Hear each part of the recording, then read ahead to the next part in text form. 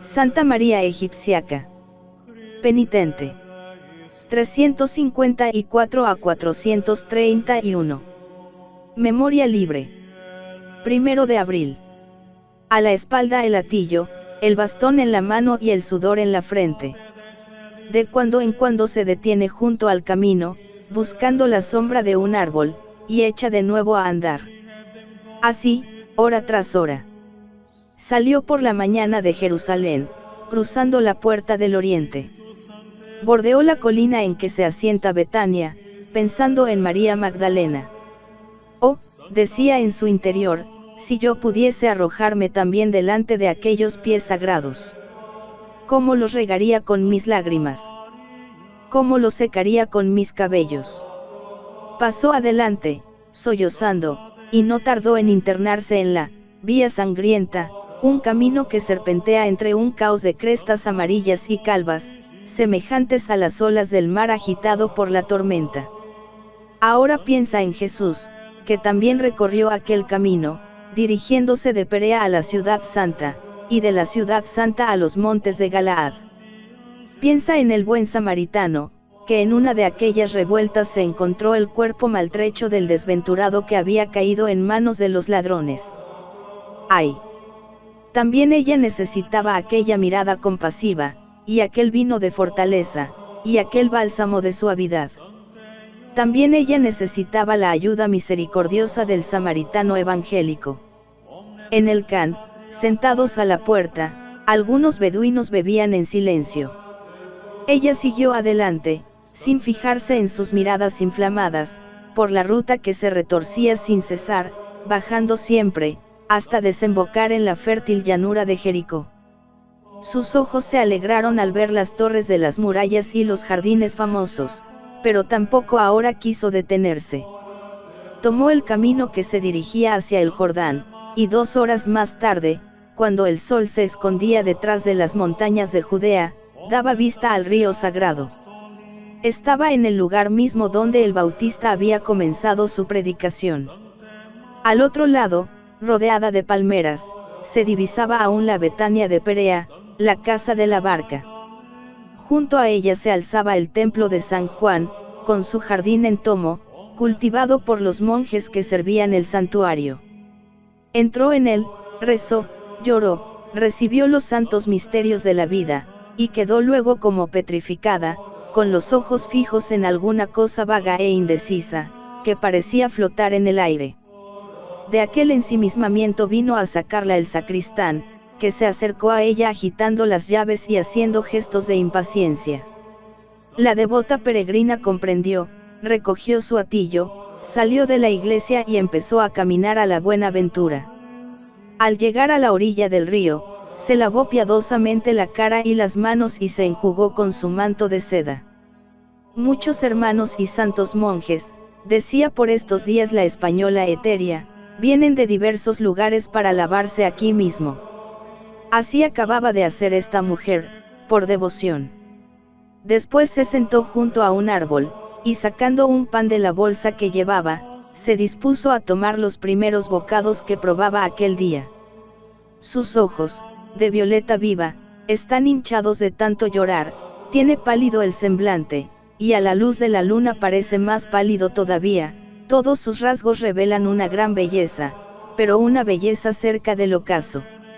Un sueño, entrecortado por imágenes dolientes, bajo la tibia placidez de una noche oriental, y a la mañana siguiente, al despertar, otra vez el llanto, un llanto hondo y amargo por algo que se fue y que el alma abandona con una pena indefinible.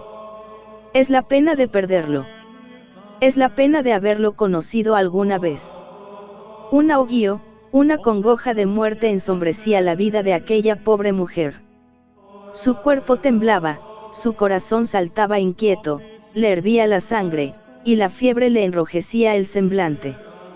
Al fin se levantó bruscamente, y, crispando los dedos, agitando su revuelta cabellera, pronunció estas palabras con resolución heroica: no, no, aquellos días pasaron para siempre. Y corrió a la orilla del río. Allí vio una barca sujeta al tronco de un árbol, desatóla, subió a ella y empezó a remar hacia la opuesta orilla. Por última vez vio ahora su rostro reflejado en el cristal de las aguas, ella, que tantas veces se había complacido mirándose en espejos de plata bruñida, o en vidrios de Tiro, encuadrados en marcos de ébano y de marfil. Pero ahora todo había cambiado, la cabeza, abrumada por el dolor, marchitas las rosas de las mejillas, los ojos, ojerosos, la nieve de la frente, entenebrecida, y los rizos colgando en desorden sobre la frente. Apartó la vista horrorizada y se odió a sí misma, odió aquella belleza efímera, aquella vida inconsciente y loca, aquellas noches de goces y orgías y aquella sed insaciable de placeres. Todo lo que antes había amado se le tornaba sombrío, triste, despreciable, abominable. Al otro lado del río, el camino seguía hacia el monte, avanzando en dirección paralela a la corriente. Por el lado opuesto se escalonaba una cadena imponente de montañas, cortadas por valles áridos y silenciosos, pobladas, a lo más, de míseros arbustos, coronadas de rocas macizas, que enseñaban las bocas profundas de sus concavidades. Era una tierra desolada, sobre la cual el lago maldito parecía derramar el hálito pestilente que recordaba el castigo de Sodoma. Tal es el escenario en que aquella mujer escondió la tragedia de su vida, tragedia de perversión, de pecado, de tristeza en el placer, de dolor, de arrepentimiento. Trepó monte arriba, cruzó barrancos, atravesó gargantas y vallejos, escaló las altas cimas, temblando al extender desde ellas su mirada hacia el fondo de los precipicios. Había encontrado la perfecta soledad, el silencio completo. Solo los chacales y los leones le disputaban las grutas de las montañas y las aguas de los torrentes. Ni una voz humana, ni una palabra, ni el palpitar de otro corazón más que el suyo. Pero, en cambio, allí estaban los demonios, numerosos como bandadas de grullas y rebaños de antílopes. Ellos, sin duda, eran los que se encargaban de atormentar a la pobre penitente con el recuerdo de los días pasados en la abastanza de todos los placeres.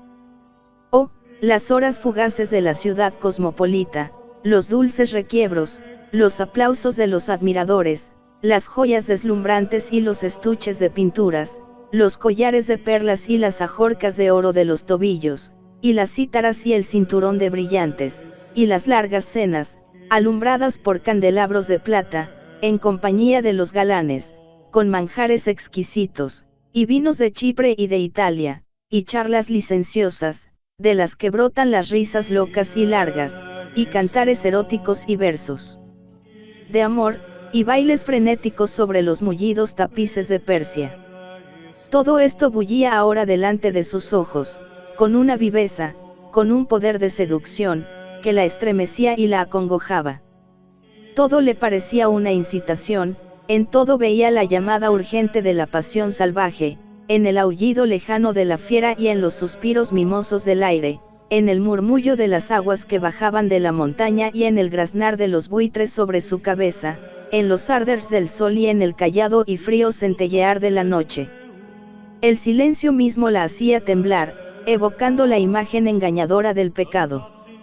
Y entonces sus carnes ardían, se encrespaban sus cabellos, se cerraban violentamente sus ojos, de su garganta salían gritos ininteligibles, sus manos se retorcían agitadas por la cólera, y como empujada por un frenesí sagrado, se arrastraba por el suelo, se revolcaba entre las peñas y los arbustos, hasta que su cuerpo se cubría de sangre, o bien echaba a correr monte arriba como perseguida por un enemigo invisible, hasta que caía sin fuerzas, rendida de cansancio y sofocada por la congoja y por la fiebre. Luego, más tranquila, fijaba sus ojos en la lejanía, y rezaba: Virgen piadosa, soberana Señora mía, que tuviste la dicha de llevar en tu seno al Verbo hecho carne, yo, miserable criatura, llena de impureza y de pecado, no merezco dirigirme a ti, la más casta y la más pura de las vírgenes.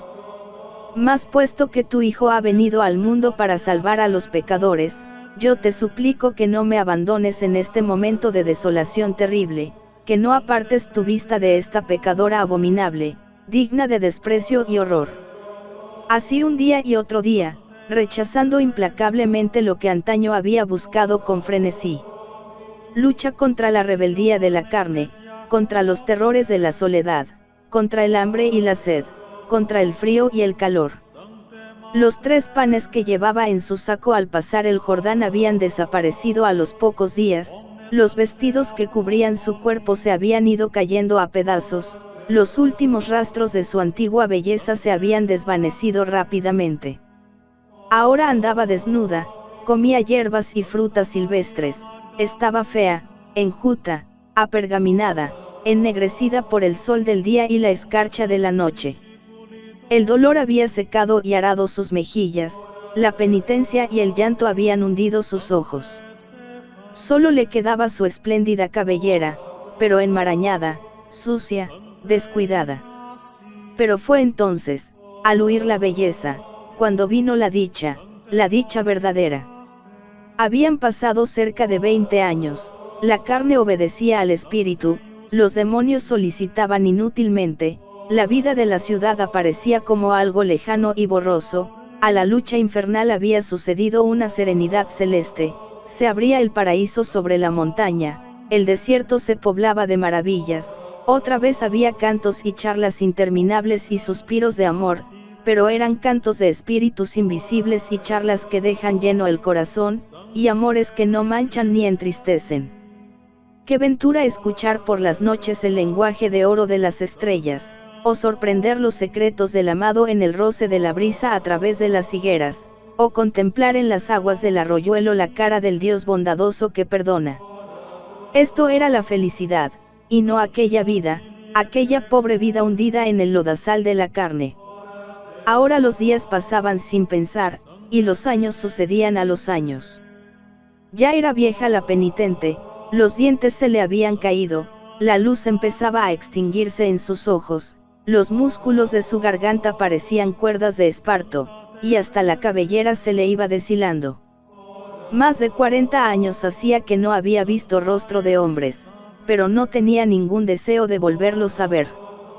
Todo su anhelo era gozar definitivamente de la visión que sacia los apetitos del alma. Pero un día oyó pasos cerca de ella. Era un día de invierno, cuando empezaban a florecer los almendros silvestres. Ella rezaba al abrigo de una roca. Los pasos se acercaban. No era el murmullo del viento entre las ramas, ni el aleteo de un pájaro, ni el andar de un gato montés. Ella conocía muy bien todos estos ruidos. De repente, una figura extraña aparece entre los arbustos. Parece una fiera, pero es un hombre, es un viejo, luenga barba de nieve, cabeza calva, vestido de pieles, ojos vueltos hacia el interior. La penitente huye a esconderse entre la cambronera cercana, él la persigue. Corren una y otra vez, y al fin ella se detiene detrás de un enebro, diciendo: si eres un siervo de Dios, respeta mi desnudez. Tal vez quieres hablar conmigo, pero no está bien que te acerques si antes no me arrojas tu capa para cubrirme. Era un siervo de Dios, efectivamente. Nadie sino un anacoreta se hubiera atrevido a internarse en aquellos parajes desolados. Se llamaba Zósimo. A él la vida se le iba pasando tranquilamente en el canto de la salmodia y en el ejercicio de la obediencia. Mi monasterio, decía a la anciana, está al otro lado del Jordán, en el lugar mismo donde el Bautista predicaba y bautizaba.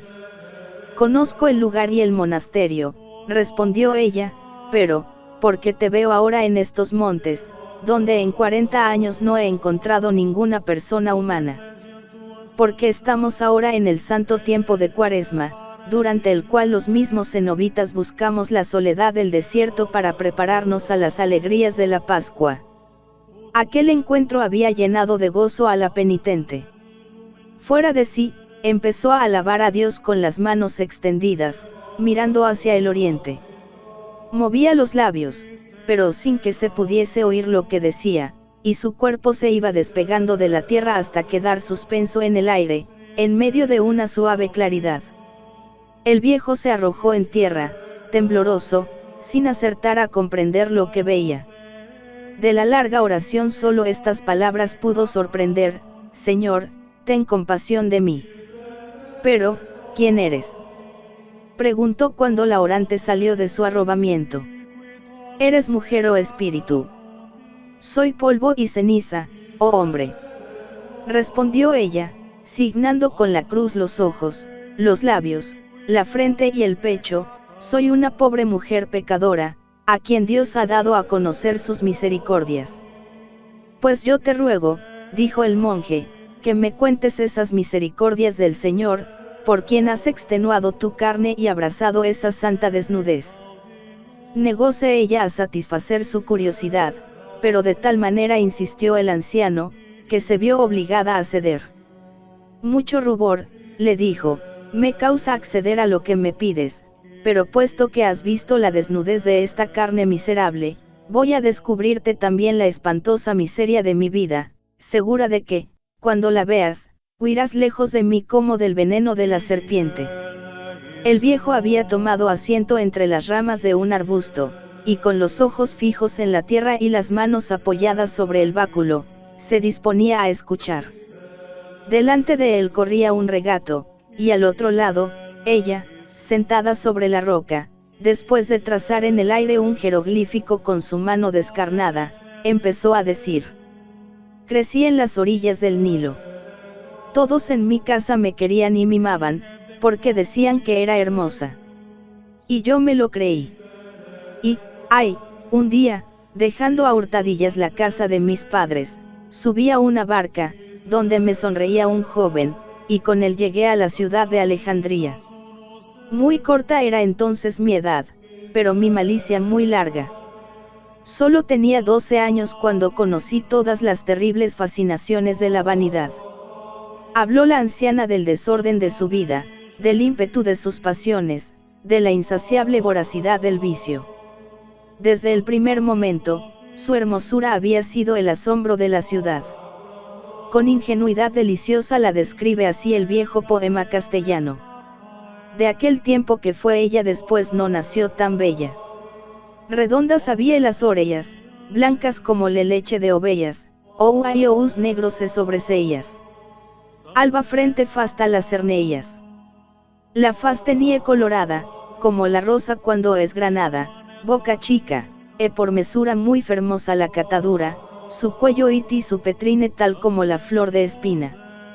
A la belleza del cuerpo se juntaba la gracia del trato, el don nativo de la palabra, era buena decidora, la gentileza en el andar y la habilidad para tañer la cítara, para contar las más alegres historias que se hilvanaban en Silische o en Capedousche, y para cantar la última canción que aparecía en la corte de Constantinopla.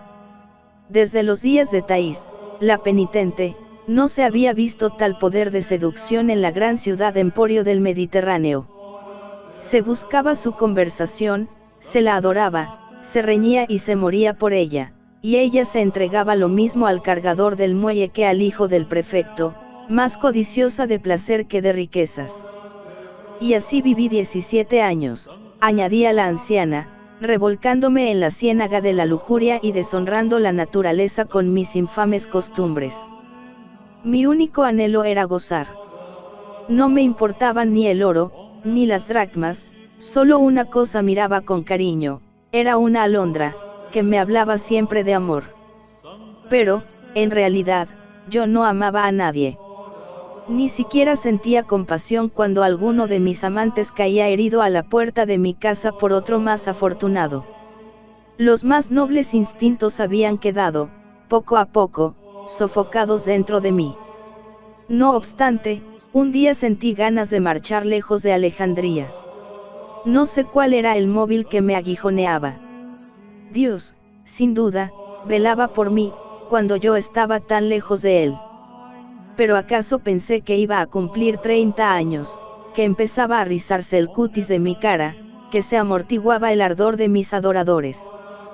El hecho es que, estando una vez paseando por la playa, era una tarde de fines de abril, viendo una nave cargada de peregrinos que se dirigían a Jerusalén, se me ocurrió marcharme con ellos. No era la devoción lo que me empujaba, sino un afán inquieto de novedad y aventura.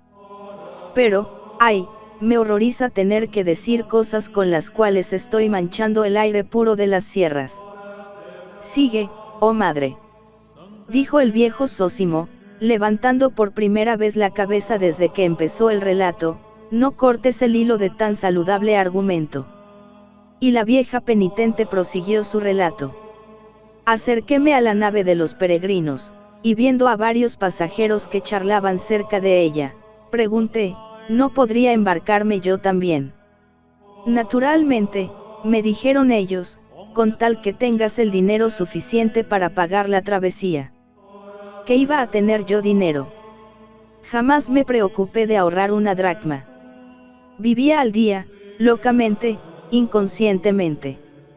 Más de una vez me vi obligada a hilar o tejer, pero, de ordinario, no me faltaban galas, vinos, manjares y golosinas. No tengo una blanca, les dije, pero, ¿qué? No soy bella. ¿Acaso he envejecido ya? No puedo ofrecer a nadie mis servicios. Dije estas y otras cosas con tal desenvoltura, que todos se echaron a reír. Cuando poco después el capitán llamó a los pasajeros para continuar el viaje, aquellos hombres se apoderaron de mí y me subieron a la nave. Cuando pienso en mi vida de a bordo, no puedo menos de preguntarme por qué no me tragaron las aguas. Alegrábame viendo a pobres infelices que se habían lanzado a una larga peregrinación envueltos en las redes malditas de mi amor. Era yo entonces maestra en todas las artes del engaño. Manché mis labios, más y más profané mi cuerpo, ofrecí el amor, destrozando verdaderos amores y amores santos. Nuevamente se detuvo en su relato, ahogada por los sollozos, y su oyente parecía sollozar también. Pero, terminada la larga historia de sus extravíos, se detuvo en el episodio de su conversión milagrosa e inesperada. Desde que entró en Jerusalén había sentido una nerviosidad extraña, una profunda inquietud, que ella no sabía explicarse. Era una mezcla de tristeza e incertidumbre, un agobio físico y una postración moral, un pesar indefinible, que jamás había sentido en la atmósfera pagana de la ciudad de Alejandría. 2 días después de su llegada se celebraba la fiesta de la Santa Cruz. La muchedumbre desfilaba sin cesar por la iglesia del Calvario para venerar el sagrado madero. Ella, en tanto, paseaba por el atrio, pintada y engalanada, dirigiendo a uno y otro lado miradas de fuego. Esforzábase por ahogar aquella turbación interna, pero sin conseguirlo. Después de muchas dudas, quiso también ella adorar el leño donde había muerto el Salvador, y se dirigió a la puerta, uniéndose al oleaje de los peregrinos. Sin embargo, una y otra vez es rechazada, y se queda sola en el pórtico. Piensa en una fuerza misteriosa, se turba, empieza a atormentarse con la idea de su indignidad, y llora. No obstante, quiere hacer un último esfuerzo, pero, al pisar el umbral le parece ver un grupo de legionarios que le impide el paso con sus espadas desenvainadas. En su turbación, clava los ojos en una imagen de María pintada en los muros del atrio, y cae delante de ella implorando perdón y llorando amargamente. Al levantarse, libre ya de un peso que la abrumaba, entra en el templo sin dificultad, adora la cruz, allí mismo oye una voz interior que le dice, ve al otro lado del Jordán, y allí encontrarás el descanso. Al día siguiente, añadió la santa vieja, con sonrisa beatífica, hice mi atillo y me vine a este desierto, donde vivo aguardando a mi Dios, el que salva a los que se llegan a él huyendo de la pusilanimidad del espíritu y de la tempestad. Aquí su bondad me persigue amorosamente, y es ella para mí como un alimento delicioso, como un vestido sagrado, mucho más precioso que los armiños y cachemiras de mi existencia de pecado. Pero veo, añadió, dirigiéndose al cenobita, que Dios te ha traído para que reces por mí, para que me des tu santa bendición de sacerdote al terminarse los días de mi destierro, para que alegres el fin de mi vida con los santos misterios del cuerpo y la sangre de Cristo. Unos días después el monje entraba de nuevo en el desierto llevando la Sagrada Eucaristía. Y al año siguiente, al acercarse la Pascua, volvió de nuevo, pero solo halló el cuerpo yerto de la penitente, y junto a él esta inscripción grabada en la arena: Abad Zósimo, entierra aquí el cuerpo de María la pecadora, devolviendo la tierra a la tierra, y reza por mí. Obedeció el monje, y entre tanto murmuraba: recemos a esta María cada noche e cada día. Agora creyó en mi creyencia que santa cosa es penitencia.